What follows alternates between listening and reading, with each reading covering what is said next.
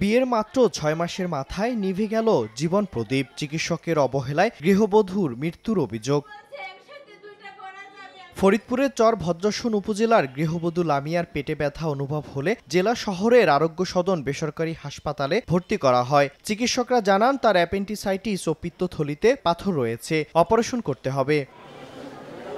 শনিবার বিকেলে surgeon doctor Ratan সাহার তত্ত্বাবধানে তার অপারেশন সম্পন্ন হয়। স্বজনদের অভিযোগ, কয়েক ঘন্টা পর অবস্থা জানতে চাইলে বলা হয় রোগী সুস্থ আছেন, কিন্তু রাত ৯টার দিকে জানানো হয় শারীরিক অবস্থা ভালো নেই। তাৎক্ষণিকভাবে হাসপাতালের পক্ষ থেকে হার্ট ফাউন্ডেশন হাসপাতালের আইসিইউতে ভর্তি করা হলে সেখানে চিকিৎসাধীন অবস্থায় রোববার ভোরে মারা যায় লামিয়া। ডাক্তার রতন সাহা অপারেশন না করে অন্য কেউ করার কারণে তার মৃত্যু হয়েছে অভিযোগ স্বজনদের। সুস্থ মেয়ে আমি ভর্তি করেছি, আমার মেয়েটারে মাইরা ফেলাইছে ইচ্ছা করে।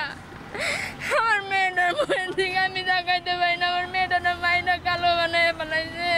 রতন কুমার স্যার সেই করার কথা সেই করে নাই, অপারেশনটা করছে অন্য একজন। ডাক্তারদের অবহেলাই হয়তো অন্যতম কারণ। তবে হাসপাতালটির পরিচালকের দাবি অপারেশন ডাক্তার রতন সাহাই করেছেন। অ্যানেস্থেশিয়ার পার্শ্ব প্রতিক্রিয়ায় তার মৃত্যু হতে পারে। আসলে বিষয়টি একটু অ্যানেস্থেশিয়া সংক্রান্ত হওয়ার কারণে ডক্টর প্রফেসর রতন কুমার সাহা তিনি অপারেশন করেন নাই, এই কথাটা সর্ববিব মিথ্যা। সিভিল সার্জন বলছেন এই ঘটনায় ৩ সদস্য বিশিষ্ট তদন্ত কমিটি গঠন করা হচ্ছে। প্রতিবেদনে কেউ দোষী প্রমাণিত হলে ব্যবস্থা নেওয়া হবে। ৩ সদস্য বিশিষ্ট একটা উচ্চ ক্ষমতা সম্পন্ন তদন্ত কমিটি গঠন করার প্রক্রিয়া নিয়েছি। আমি তদন্ত করে যথাযথভাবে ব্যবস্থা নেব।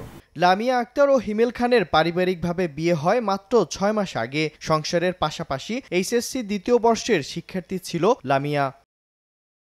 সময় সংবাদ, ফরিদপুর।